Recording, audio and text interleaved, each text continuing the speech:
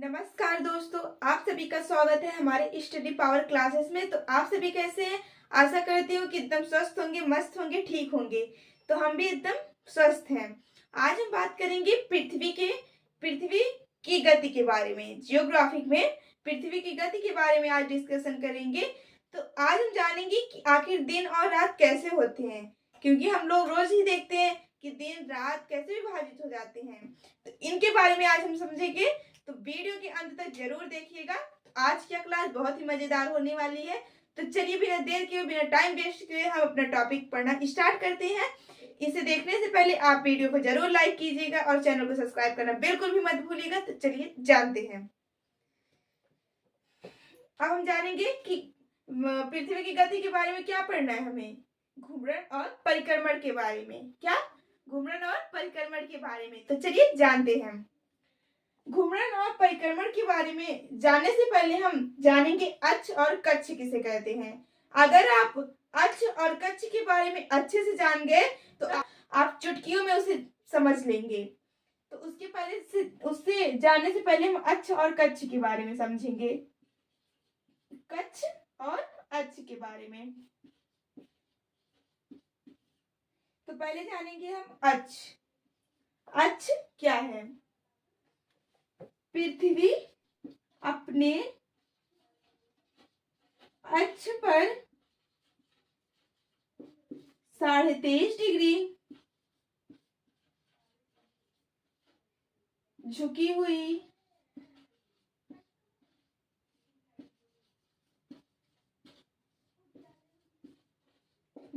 है। इसे ही अक्ष का झुकाव कहते हैं।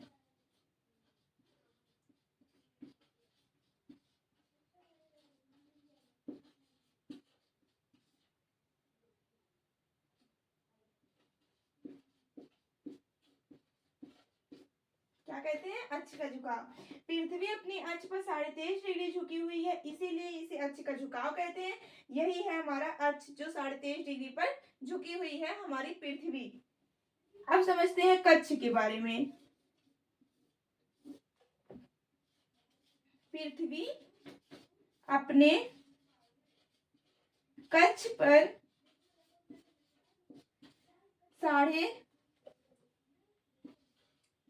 66.5 डिग्री पर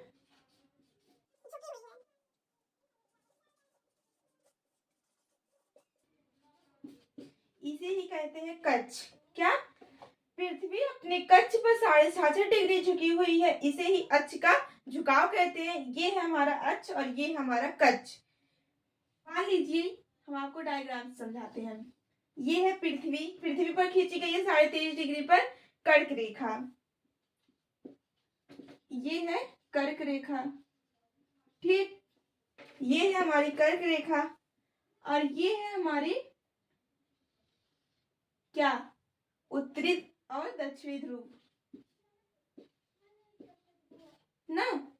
ये हमारी उत्तरी और दक्षिणी ध्रुव ऐसे ही तो झुकी है हमारी पृथ्वी की, सीधी सीधी झुकी है, ऐसे 23.5 डिग्री पर झुकी है। तो यहाँ पे देखिए, इसके मध्य और इसके मध्य में क्या बन रहा है? कोण। आप मैथ पढ़ते हैं तो ऐसे ही कोण तो बनता है। क्या बना है? कोण। अब ये कोण कौन सा कोण है? ये है 23.5 डिग्री का अक्ष, ठीक। ये है 66.5 डिग्री का, ये है 23.5 डिग्री का अक्ष, ये है 66.5 डिग्री का कक्ष। ये है अक्ष का झुकाव, ये है कक्ष का झुकाव, ठीक। अब समझ में आया कि अब भी नहीं समझ में आया? समझ में आ गया बिल्कुल अच्छे से। तो हम आपको डायग्राम समझा दिए ताकि आपको कोई भी कंफ्यूजन ना रहे और ना ही कोई डाउट रहे। आपको एकदम अच्छे से समझ में आ गया होगा। मुझे पूरी आशा है, विश्वास है कि आपको बिल्कुल आसान तरीके से समझ में आ गया होगा। तो इसको हम मिटाते हैं। अब हम बात करेंगे परिक्रमण और परिभ्रमण के बारे में, ठीक।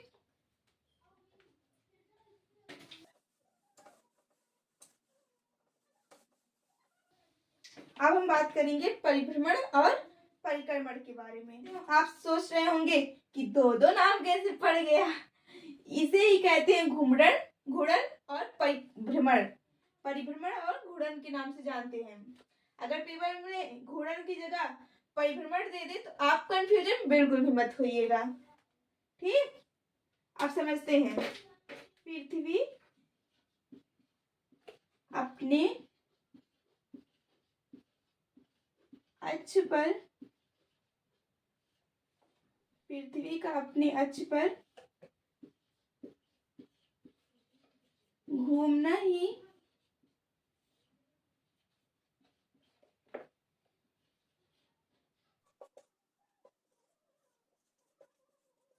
कहलाता है।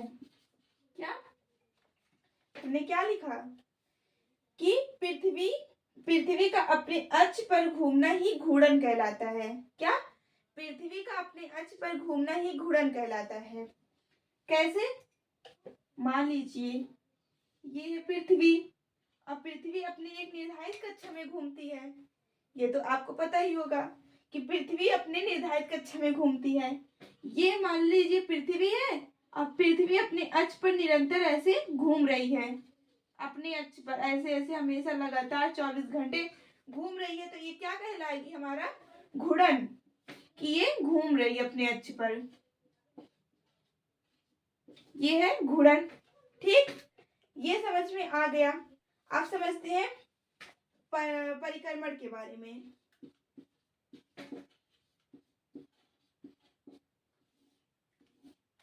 अब नेक्स्ट टॉपिक परिक्रमण है।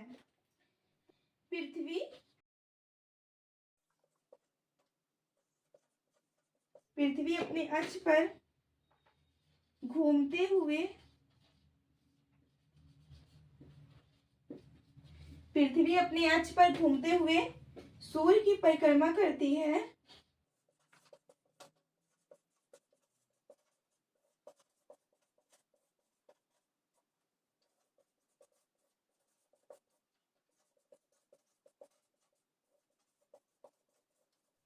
पृथ्वी अपनी अक्ष पर घूमते हुए सूर्य की परिक्रमा करती है, इसी को परिक्रमण कहते हैं।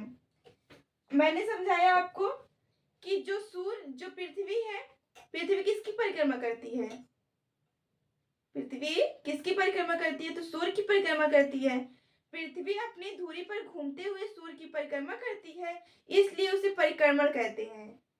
तो इसमें भी आपको कोई भी डाउट नहीं होगा, मुझे पूरी विश्वास है, क्योंकि मैंने आपको एकदम शॉर्टकट में समझाया, ताकि साधारण शब्दों में समझाया, ताकि आपको एकदम बढ़िया से समझ में आ जाए।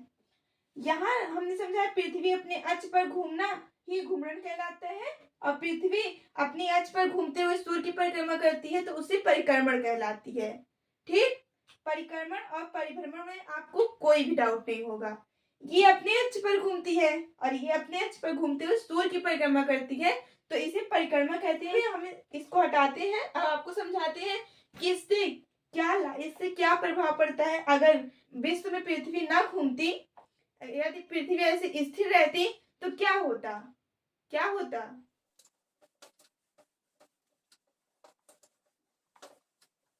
कि परिभ्रमण और परिक्रमण से क्या प्रभाव पड़ते हैं। सबसे पहले हम समझते हैं घूर्णन से क्या प्रभाव पड़ते हैं। घूर्णन से दिन और रात होते हैं। नंबर 1, दिन और रात होते हैं। ठीक, नंबर 2, कोरियालिस बल उत्पन्न होते हैं।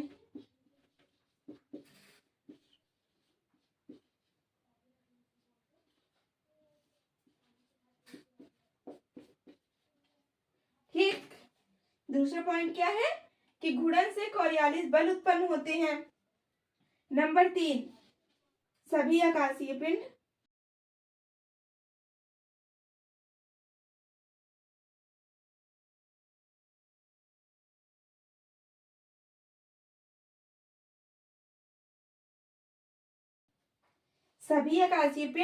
पूरब से पश्चिम की ओर चक्कर लगाते हैं। किस कारण से? घूर्णन कारण से। ठीक, क्या क्या प्रभाव हुआ समझ में आ गया कि घूर्णन से दिन और रात होते हैं, कोरियालिस बल उत्पन्न होता है।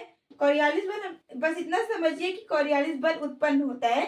हम आपको नेक्स्ट क्लास में इसकी पूरी डिटेल आपको विस्तार से बताएंगे। बस आप यही समझिए कि घूर्णन से कोरियालिस बल उत्पन्न होते हैं। और नंबर 3, सभी आकाशीय पिंड पूरब से पश्चिम की ओर चक्कर लगाते हैं घूर्णन के कारण से। यदि हमारी पृथ्वी ना घूमती तो हमारे सारे ग्रह किधर चक्कर लगाते? पूरब से पश्चिम की ओर चक्कर लगाते हैं। डाउट, कोई कंफ्यूजन तो नहीं है? ठीक, अब इसको हम हटाते हैं।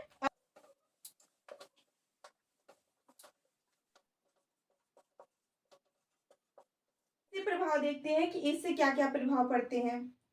ठीक, परिक्रमण से बात करते हैं कि इससे प्रभाव, क्योंकि प्रभाव ही पेपर में कई बार पूछे जाते हैं कि बताओ घूर्णन से और परिक्रमण से क्या प्रभाव पड़ते हैं ना। प्रभाव ही हमको मालूम होना चाहिए। सबसे पहले परिक्रमण से ऋतु परिवर्तन होती है। ठीक, ऋतु परिवर्तन।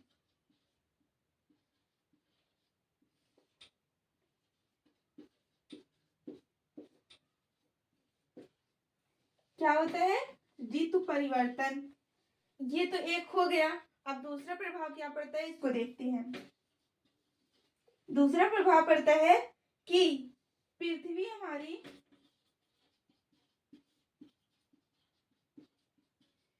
23.5 डिग्री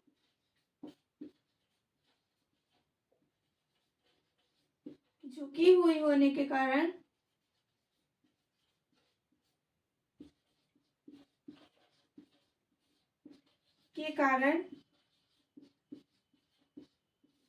पृथ्वी हमारी 23.5 डिग्री झुकी हुई होने के कारण उपसौर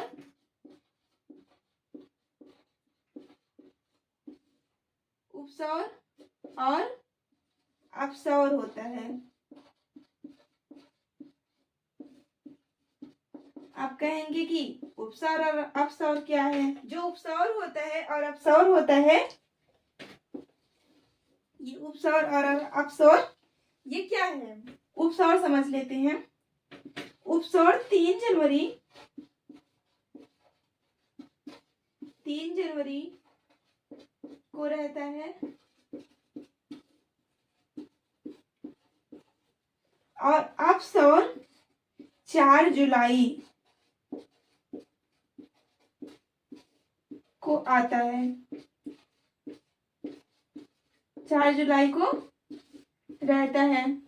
ठीक, यानी कि 3 जनवरी को सूर्य जो है वो पृथ्वी की सबसे निकटतम होता है 3 जनवरी को, और 4 जुलाई को सूर्य पृथ्वी से सबसे दूर हो जाता है। क्यों? क्योंकि 3 जनवरी को अपसौर होता है और 4 जुलाई को उपसौर होता है। ये पेपर में क्वेश्चन कई बार पूछा गया है, इसलिए मैंने आपको बता दिया। तो उपसौर अपसौर समझ में आ गया होगा। तो आपको ये पूरा 100% समझ में आ गया होगा। मुझे पूरा विश्वास है, पूरी आशा है कि हमने आपको बहुत डिटेल में बताया। आपको पूरा अच्छे से ये क्लास बिल्कुल अच्छे से समझ में आ गया होगा। तो आप सभी बताइए कमेंट करके कि आप सभी को क्लास कैसी लगी। तो आज की क्लास हम यहीं पे समाप्त करते हैं। तो आज की क्लास में यदि आपको कुछ डाउट, कुछ कंफ्यूजन लग रहा हो तो आप कमेंट करके पूछिएगा, उसका जवाब आप सभी को दिया जाएगा। तो आज की क्लास में यहीं पे समाप्त करते हैं। मिलते हैं नेक्स्ट वीडियो में एक नए वीडियो के साथ। तब तक के लिए आप सभी को बहुत बहुत धन्यवाद। अगर आज की यह वीडियो आप सभी को पसंद आई हो तो वीडियो को जरूर से जरूर लाइक कीजिएगा और चैनल को सब्सक्राइब करना बिल्कुल भी मत भूलिएगा। तो मिलते हैं नेक्स्ट वीडियो में। आप सभी को बहुत बहुत धन्यवाद।